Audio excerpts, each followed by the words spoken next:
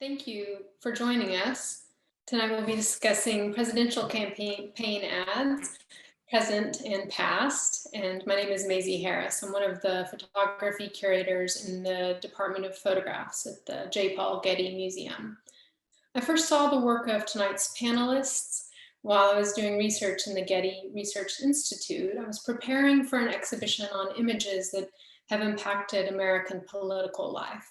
And I'm grateful to my colleague Glenn Phillips at the Getty Research Institute for building such a robust and rich space for inquiry.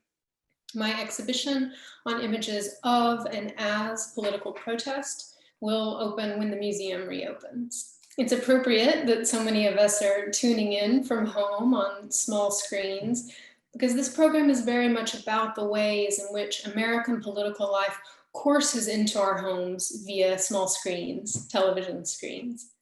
Over 35 years, Anthony Mentatus and Marshall Reese have compiled 68 years worth of televised presidential campaign advertisements, and I'm pleased to have the opportunity to hear them in conversation this evening as we brace ourselves for next week's election. Anthony Mentatus was born in Spain and moved to the United States in his late 20s. He works in a variety of media, photography, video, text, and in a variety of formats, online, in publications, in installations. But at the core of his work is the way in which public ideas that circulate in mass media come to saturate our private lives. What's the relationship between information and communication? And this is, of course, something that's on all of our minds lately. Marshall Reese studied just outside LA at Pomona College. Since the mid-1980s, he's collaborated with Nora Legarano on projects that investigate the impact of technology on society and the rhetoric of politics and visual culture. I find it so heartening to be thinking about, to be talking to artists who collaborate right now in this period when there's a lot of focus on individualism. This last summer, in June 2020, Reese and Legarano launched the School of Good Citizenship, which was at the time of the Republican National Convention in Charlotte, and it was a platform for artists, musicians, poets, and filmmakers to share their work. I'm pleased that today's conversation will be moderated by Tanya Zimbardo. She's Assistant Curator of Media Arts at SF MoMA. She coordinates film and video screenings both at the museum and independently, and her work centers on a really rich, expansive notion of artistic practice since the 1960s. If you're in San Francisco, I'm very jealous because that means you'll get to see her exhibition of two hugely important and engaging artists, Theaster Gates and Colleen Smith. That exhibition, titled Future Histories, is on view at SF MoMA until May 23rd. The Getty is pleased to join with Minnesota Street Project to present this program. Minnesota Street Project in San Francisco is a fantastic space for seeing art, for encouraging new ideas, and we're glad to join with them to host this conversation. Conversation, dialogue, discussion, these are all so crucial to our lives, to our democracy, to our sanity these days. So we're pleased to have you all join us, and we really look forward to your questions. And now I gratefully welcome Tanya Zimbardo. Thank you, Maisie, and congratulations in advance for your show in protest, and look forward to the Getty and a number of other institutions in LA being able to reopen in the future. And also want to thank you, the Getty, as well as Minnesota Street Project staff for all of their support in organizing this really timely program to have the North American premiere of Mentatus and Reese's 10th edition of Political Advertisement. This year, as you know, is not only record-breaking in terms of the potential for votes being cast, but also for just the sheer amount of money that has been spent on television and digital advertising. I saw a figure today of cumulatively close to something like $8 billion. And at a time where it feels like how efficient or effective any of these media blitzes, which I get reminded of on my phone, if I can just add 5 more to this campaign. But it's very clear that for many of us that more than ever, that there's so much that feels at stake in terms of our democracy this year. And one of the things that strikes me in watching political advertisement again, and it's now sort of a ritual of every election cycle for some time now to spend time with this film, is that we recognize certain patterns, certain techniques over time that I'm looking forward to unpacking today with the artists. But that there's also a way in which some of the things that I appreciated originally about the kind of humor moment that I would have watching some of the kind of strategies, now over time, it's also kind of a history, not just of a history of fictional portrayals, but also a kind of history of sometimes disappointment. I see candidates that I had assumed would win as a kid and then didn't, or see people in the primaries that I had wanted to see make it to the next level. And so I think that there's this way in which it is a work that is able to speak more generally and broadly about a history of this advertising, the portrayal and the selling of these candidates, but also how it reflects our own memories of these various cycles over time. And I wanted to begin with thinking about now, since this is the 10th edition, the moment of the creation of this project. So maybe Antoni Muntadas, if you can start with that moment of 1984, in the 80s, when you're at MIT, and your relationship to Ed Diamond and a book called The Spot, The Rise of Political Advertising in Television. Okay. Hello, Tanya. Hello, everybody. The project started in 1983. I was working in MIT at the Center for Advanced Visual Studies. And Ed Diamond was teaching at the political science, at the Department of Political Science, and just finished to make his book, Spots, The Rise of Political Advertising on Television. That intrigued me, and have several conversations, and also was talking with him that he has a kind of archive with, I could watch the tapes of the 70s, 80s mostly. At that time, I spoke with Marshall Rees, and I mentioned about the possibility to collaborate for a project where the image that could be seen, that it was not necessarily like the book, then it was more like an analysis and criticism of the spots, but to watch the real material. At that time, we searched and researched to find material, not only the 60s and 70s, but also the 50s, where everything started with the Eisenhower Stevenson. At the moment, these spots, black and white, it was more like a kind of photography and radio. And we move on to just make this first 1984 presentation.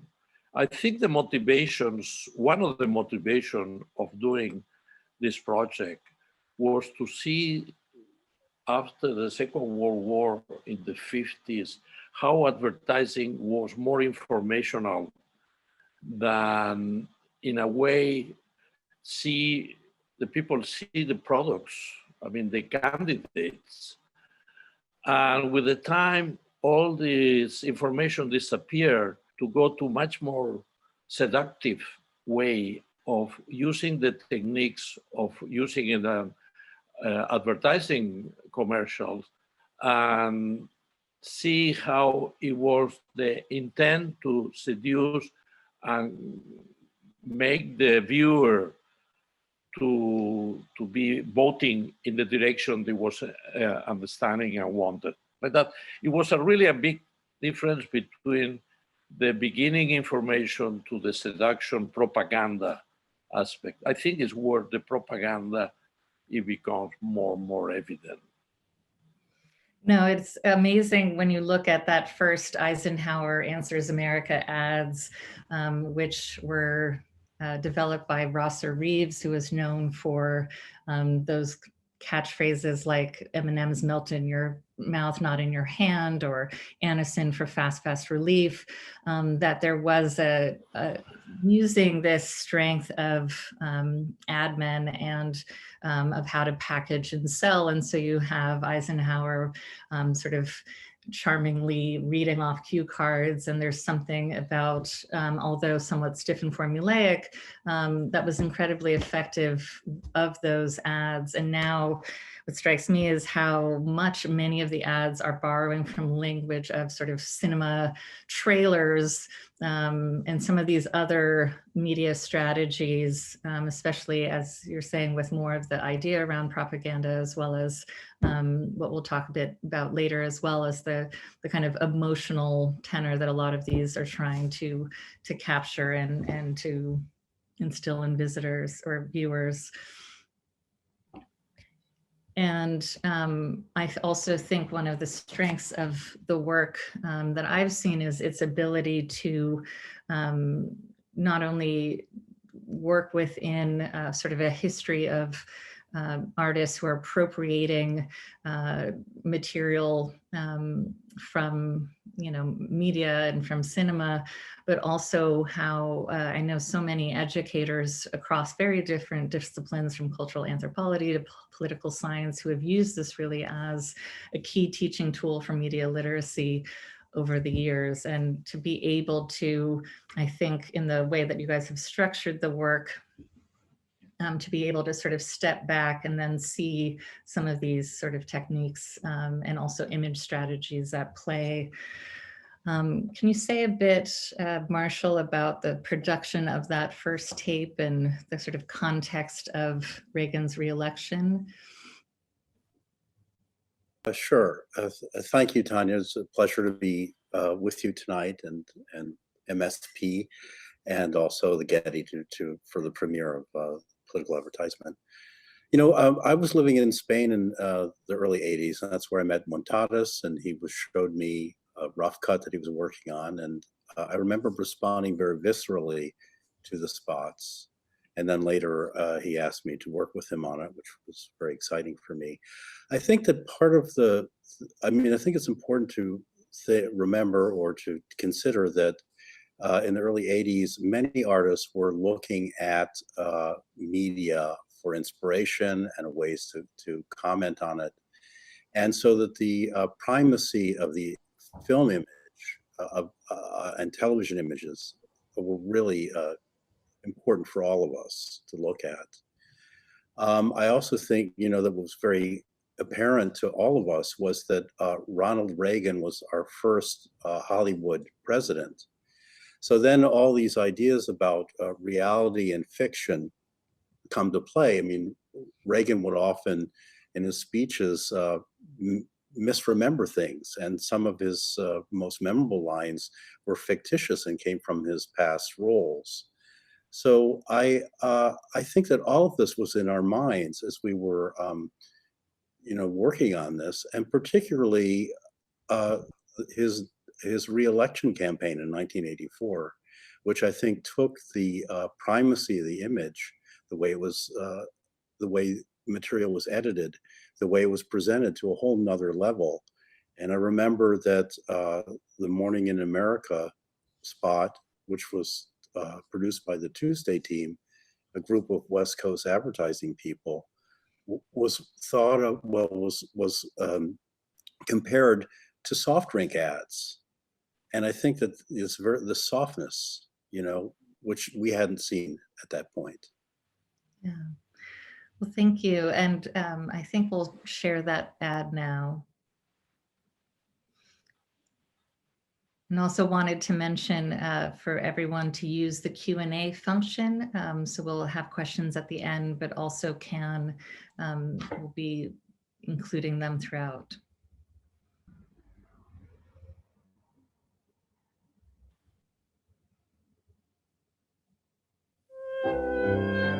It's morning again in America. Today, more men and women will go to work than ever before in our country's history. With interest rates at about half the record highs of 1980, nearly 2,000 families today will buy new homes, more than at any time in the past 4 years.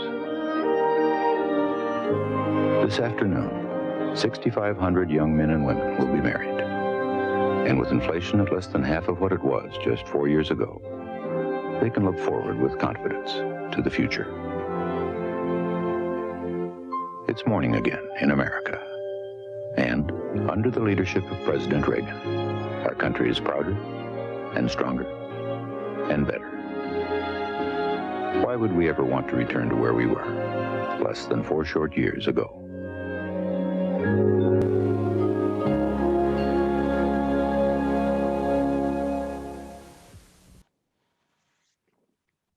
And when you see that ad, are there certain strategies or ways in which current Republican ads riff on or respond to certain techniques that are kind of encapsulated in that particular one of Reagan? Well, I think the 80s was pretty much characterized by what we call the picture generation. And the picture generation, it was a generation of people working with media, about media, photography and video, film. And I think at that time I was working myself in media landscape and on subjectivity projects related to that. And I was feeling that political advertisement was an opportunity to show the image without editing, juxtapose chronologically, and with no comments. I think this is a very important part of the project, because to let the image to speak by themselves without giving a kind of analysis what was already happening in the book of A Diamond, and to be emphasized more on to see the different kind of strategies of persuasion, the techniques of endorsement, the techniques of humor, the use of humor, the use of Spanish to capture another kind of voters, the negative act, the attacks, slowly move on to what is being more and more characterized for the recent advertising spots. I think another thing important to see is every year we need to choose for many, many, many spots. The choice is made on image making and for political issues, and in a way is where ourself we are projecting in these decisions. Peter asks that comments that in Morning in America that everyone you're seeing is white, and asks about saying a bit about the sort of targeted voter implicit in some of these commercials. You just mentioned also the ways in which some of these ads are targeting certain groups that they're trying to win over with votes, or you specifically also referred to Spanish language. And we have one of the early examples with Jackie Kennedy speaking in Spanish. Also the use of, I think in some cases, celebrities like Cara Belafonte with John Kennedy to also help throw support. But how do you see over time this sort of speaking to different groups changing with some of the strategies? Well, I think that in the 50s, the means of communication, i.e., television, was owned by a certain class of people, and so that I think that the appeal through the ads was directed toward middle class, upper middle class voters, and as media, as the means to and receive media has broadened, so has the market for these ads, meaning the number of voters that it can reach out to.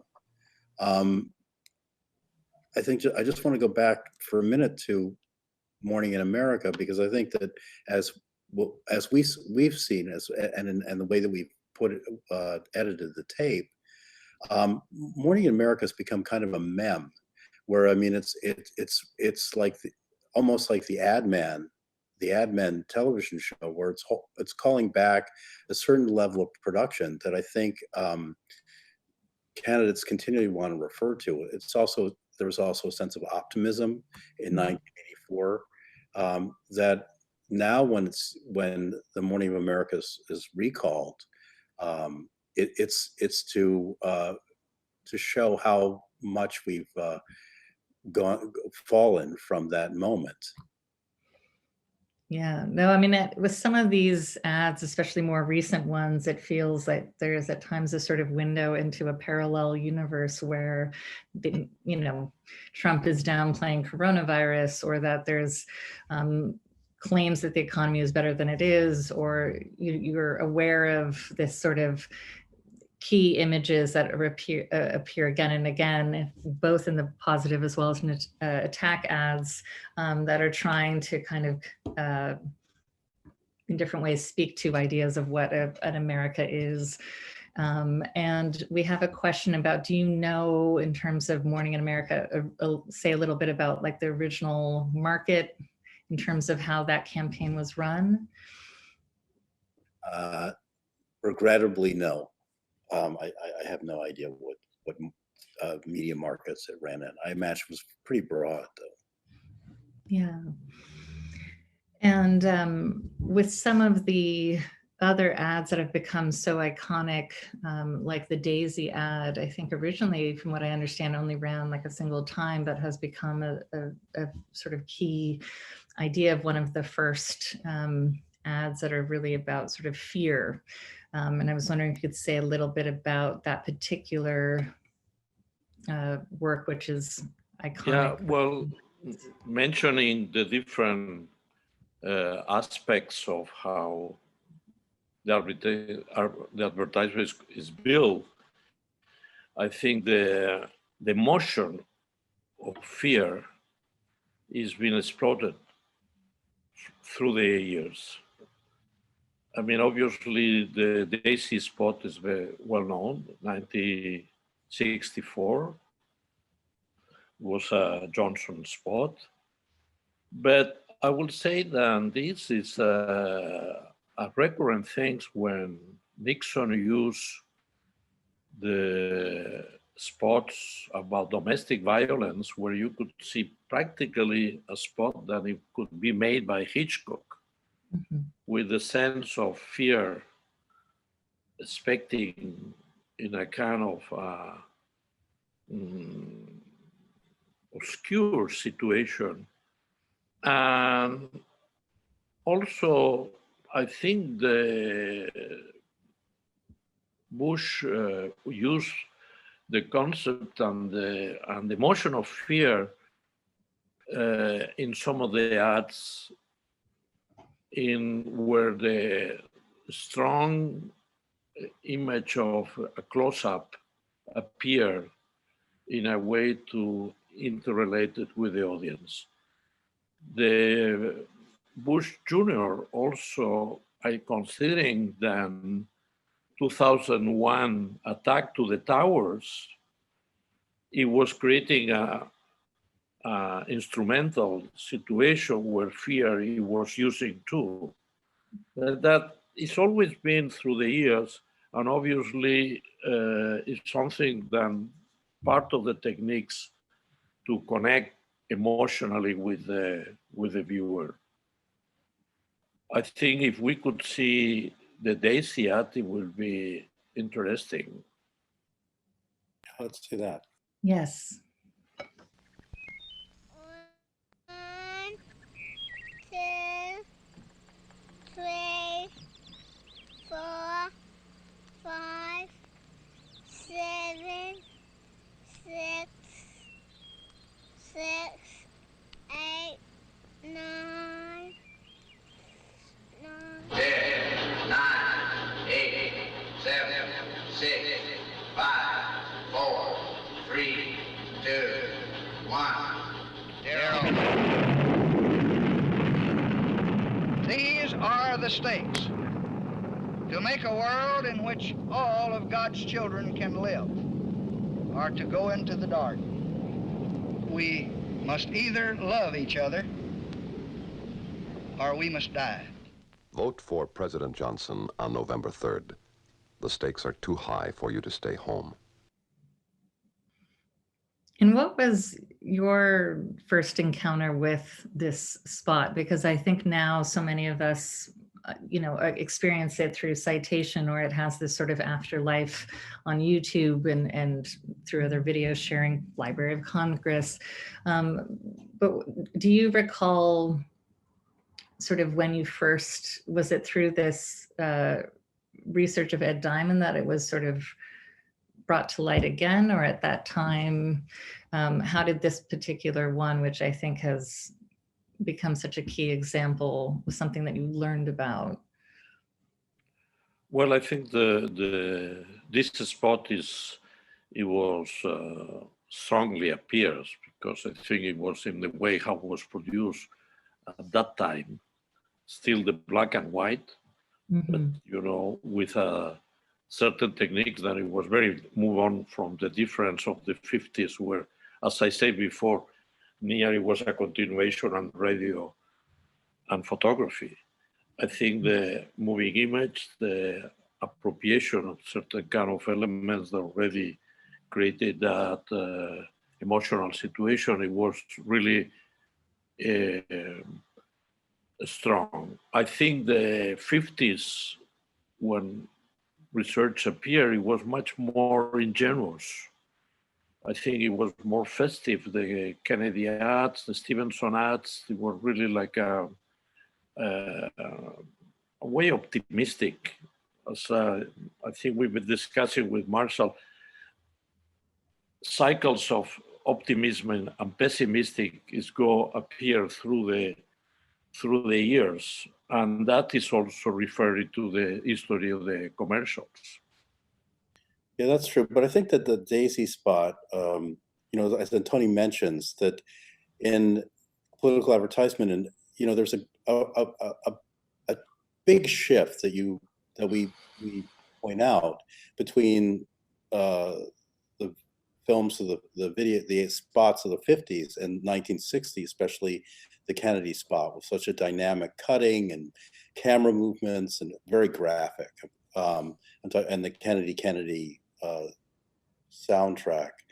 The Daisy spot, I think, really foregrounds this existential fear that Americans were feeling in the arms race with Russia, the Vietnam War, and also that Barry Goldwater had threatened to use nuclear weapons in Southeast Asia, which is this spot is talking about.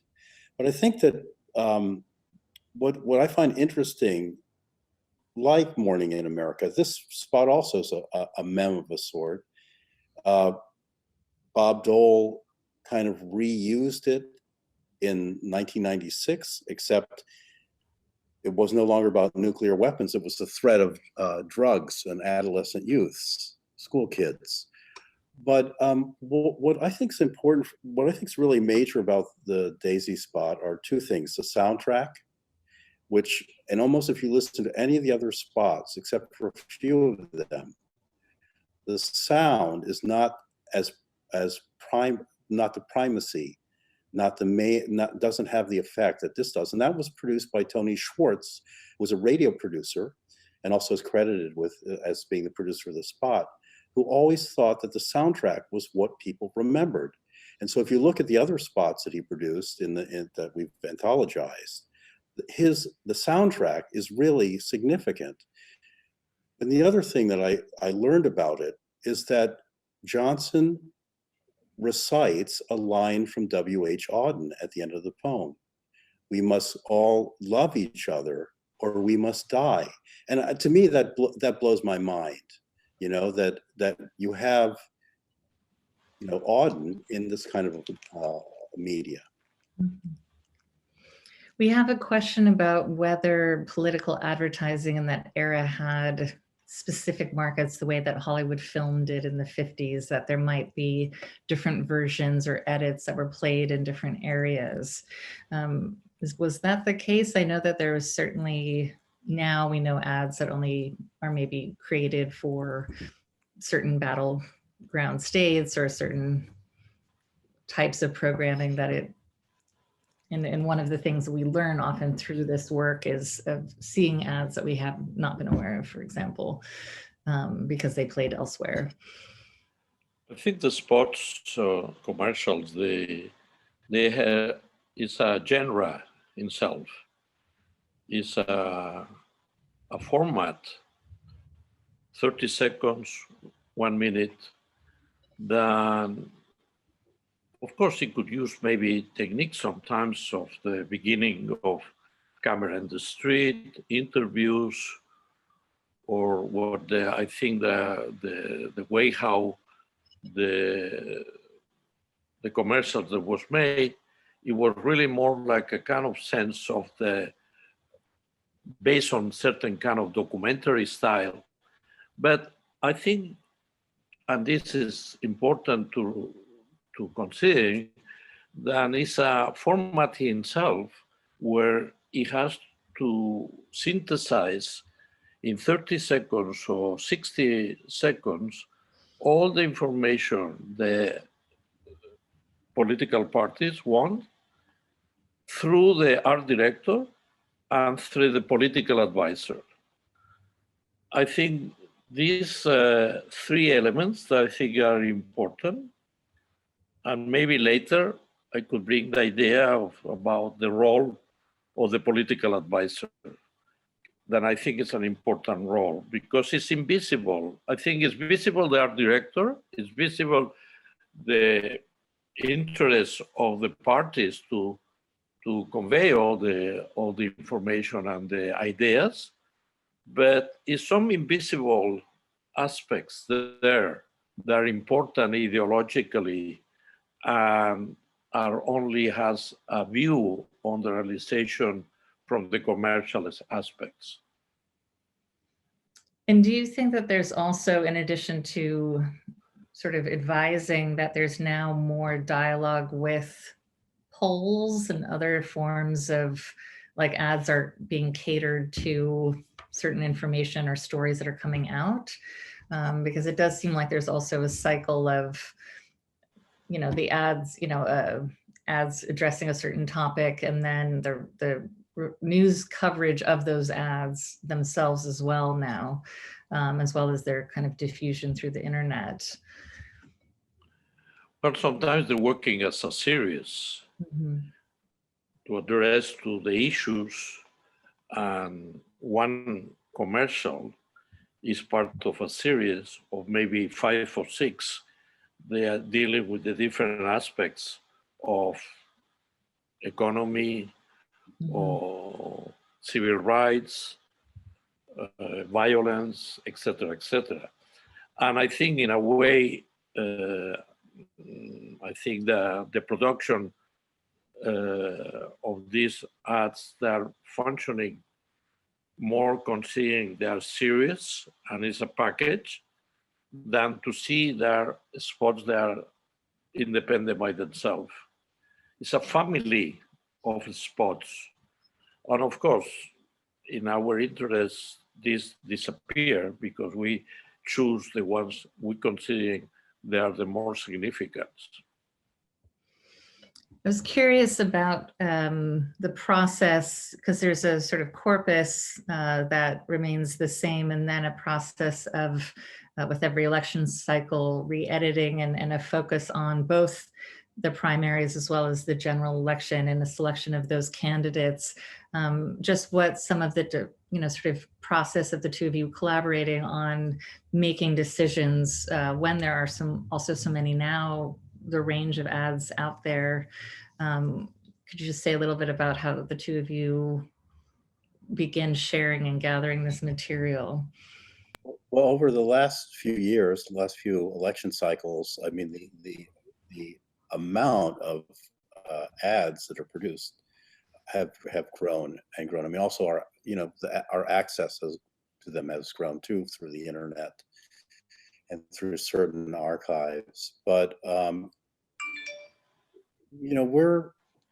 this year, for example, I mean, this election cycle 2020, for example, really started at the end of 2018, and certainly, mid 2019.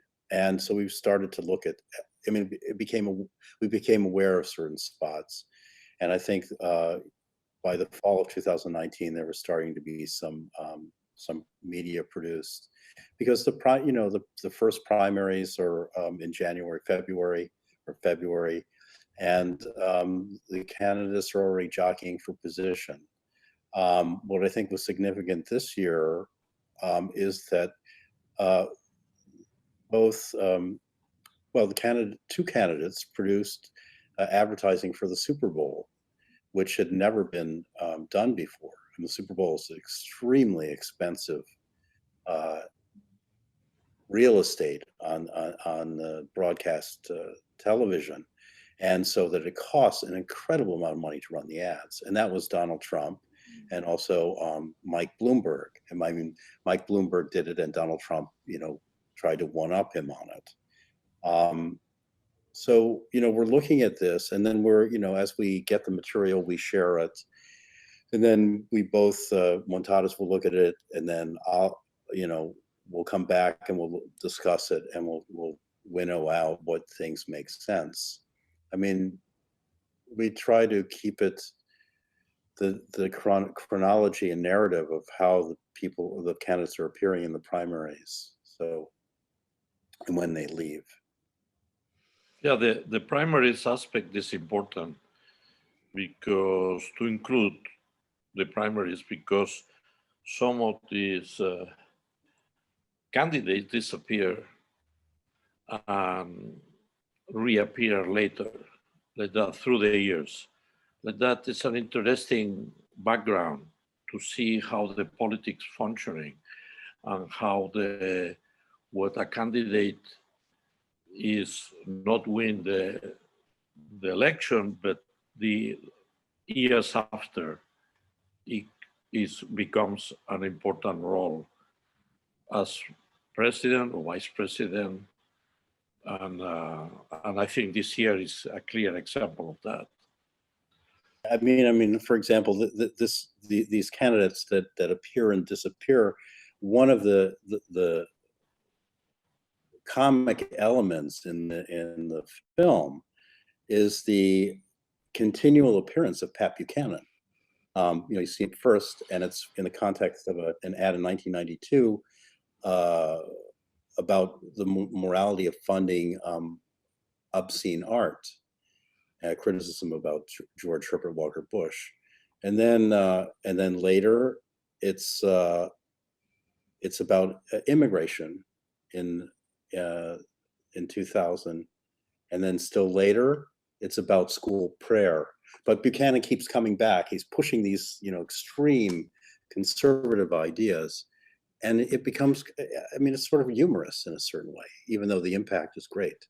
Yeah, no, and I had also noticed with Mitt Romney and in the juxtaposition of all the different kind of from the attacks within his own party during the primaries to, ads that they're, that he was putting out, or we can also see with the primaries, the shift over time, the sort of iconic Obama ad,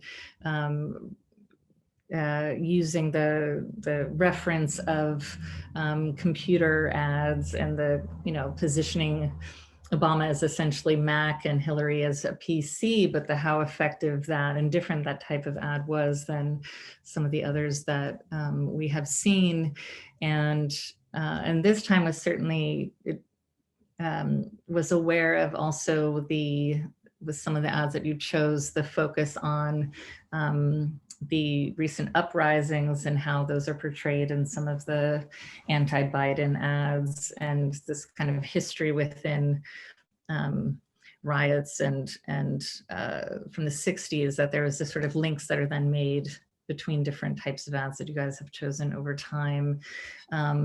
One question that I have was Lori asked about how you've been responding to ads by sort of anti-Trump Republicans like the Lincoln Project.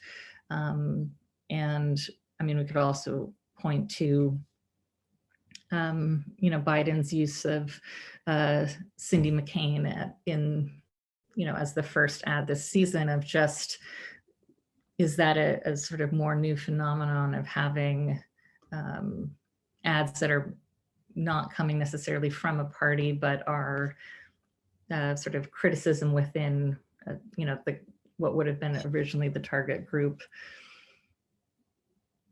Well, this is the PAC, the fact that a group of people from one party raise money to make commercials about trying to support the other party. I think this is interesting because it brings certain kind of breaking the rule of the parties and to see that is another opinion.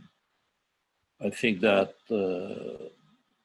it's been a symptom in the last 20 years, and increasingly the PACs is a kind of format that give to the opposition voices that maybe can differ of the party itself. And we see that this year with the Republicans supporting Biden in one of the PACs. Yeah, I mean, I think that Antony's right that the Lincoln Project's an outgrowth of like this influx of money from outside the political parties, I think the Lincoln Project has been very effective. I mean, it certainly is effective for us because we're following this, and I imagine that it's effective also for all the political class, the consultants, and because that's the point they're hitting, George Conway was Kellyanne Conway's husband, was one of the founders of the Lincoln Project, and Steve Schmidt ran Romney's campaign, who gave us Sarah Palin, is also very much involved in the Lincoln Project. But they've done some very effective ads. And I think that to go back to the idea of PACs, I think that until we clean up our financing system of the elections, they're going to be more and more powerful in convincing us to vote a certain way.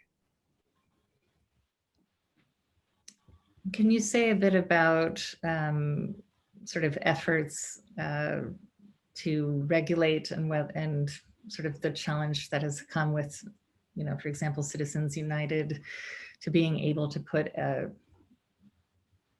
kind of limit to how the US is working with money and the presidential election ads? I'll say a little bit and then pass this over to Montadas. I mean, I think that, another thing that I want to say, the two figures that hover over this anthology, in my mind, are Nixon and Reagan. And in terms of campaign financing and political speech, because these ads are political speech, Reagan weakened and overturned the fairness doctrine, which was kind of a very good way of regulating political speech and giving, the alternate airtime for an alternate viewpoint. And out of that came talk radio. And I think that talk radio, people like Rush Limbaugh, had a huge impact on how people view politics and how they learn about politics. And Citizens United, first, the McCain-Feingold legislation, had an impact, and you can hear it in these spots when a candidate says, I'm so-and-so and I approve this ad. That was legislated by McCain-Feingold's act. But the Citizens United really opened up the floodgates. And in our anthology, you start seeing those kind of ads beginning in the mid-2000s. And so why don't we go to our third ad. There's mourning in America. Today, more than 60,000 Americans have died from a deadly virus Donald Trump ignored. With the economy in shambles, more than 26 million Americans are out of work, the worst economy in decades. Trump bailed out Wall Street, but not Main Street. This afternoon, millions of Americans will apply for unemployment, and with their savings run out, many are giving up hope. Millions worry that a loved one won't survive COVID-19. There's mourning in America, and under the leadership of Donald Trump, our country is weaker and sicker and poorer. And now, Americans are asking, if we have another 4 years like this, will there even be an America? Paid for by the Lincoln Project, which is responsible for the content of this advertising. And so with an ad like that, because there's also been such a range in terms of dealing with the coronavirus epidemic or pandemic, and also its impact not only on the current election, but also just physically the ability to do the same kinds of in-person meet and greets, the way in which it challenges in-person voting, although people are coming out in order to vote, just how this particular topic, how does it differ? Or does it differ this year in terms of it as a subject? Because there are these prior focuses when you think of fear that have been much more, for a long time, highlighted within the film around, the threat of ISIS, securing the border. But how does coronavirus shift things in terms of the types of ads, including this one that you chose as a conclusion? Well, this is a specific issue. I think the history of ads goes from generic issues to specific. And I think fear is more like as you say, generic, emotionally. But then the pandemic is really like specific. It's something like we need to deal and we need to think about. And obviously, most of the spots made since last February are mentioned or related to that. I think how is specific and how is effective is part of the use of every party, the way of connecting with an audience. And of course, I think it's part of what I talk about cycles, the pessimistic moment, where we're thinking that things that are difficult and there are things that need to get done. I don't know, Marshall, if you want to comment something about that. Before we finish, I wanted to mention something that is important. We are talking about how the project was made, how the project is evolved, etc. But I want to recall that the more important is to see the film. It's important to talk about, but more important is to see the movie. Because in a way, I want to make a kind of parallel with the Ed Diamond book. I don't think it's not our role to talk about analysis and criticism. We do that with the film. And I hope the people could watch the film and have their own opinions. I mean, I think, you know, to start off with the point that you asked, Tanya, and then go to what Montadas mentioned. Yeah, the coronavirus, I mean, that spot from Lincoln Project, I think, aired in March at the beginning of the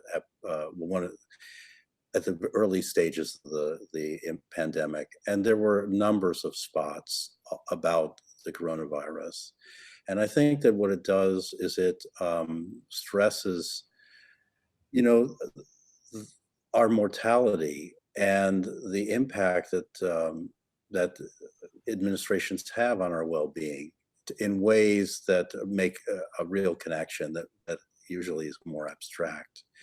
The other thing I want to say is I agree with Montadas that it's one of the things that I like about political advertisement, and both of us have been dedicated to do, is to assemble people in a public space to look at them together. And I think that shifts the focus, because we see these ads, you know, individually or with our families on television, if we're in those states that have the fortune of being a market for it, or but I think it's really important for us to look at this in a social gathering, and unfortunately, you know, given the current circumstances, that's not so possible. I do think that, well, the kinds of screenings and forums, that format has had to shift. I do think one of the silver linings of this moment is precisely this kind of public format, that people in different locations can be in conversation, that this film is streaming until tomorrow at 10 a.m. and then there will be a circuit of other screenings this week that people can spend more time if you haven't already seen this film. And it's one that I think for me changes every time I view it, in terms of just that awareness of certain ads that I wasn't even, you know, didn't know were being put out there, but also just the memory of what it means to have hope in a candidate, to also have disappointment, to, you know, at this moment of dread, also to really be thinking around what is the next month, you know, post-election going to look like. And so I think having this film that has in many ways been a gift every time, to be able to look at this phenomenon, and that at some point something can shift in the reliance on television advertising and the amount of money that is spent in them. But it's also, I really appreciate that as part of this project, that there is this way in which you share and discuss it around the time, sometimes before election or after, and that it also is part of, I would say right now, a number of different projects within the arts that are responding to the political situation in different ways. And this is everything from here in California, we have the Berkeley Art Museum and Pacific Film Archive, which has an online exhibition of Top Value Television and sort of a historical in the 70s approach to guerrilla television and artist intervention into, in this case, the 1972 Republican Convention, to LA artist Constant Hockaday with the Artists and Presidents Project, and looking at kind of prior history of the fireside chats. So there's, in addition to this history of artists sourcing material, also I think, belief in resistance and a critical eye towards decision making, and an artist in some cases taking on, whether it's presidential or not, the idea or the format of the ad or the speech. So all of these things are also in concert with one another. And so it's a great moment to be able to share this work. So I just wanted to thank everyone and encourage you to also catch additional conversations and screenings, and to thank also Greg Sandoval and Lindsay Albert and the team of Minnesota Street Project and the Getty for organizing this event today.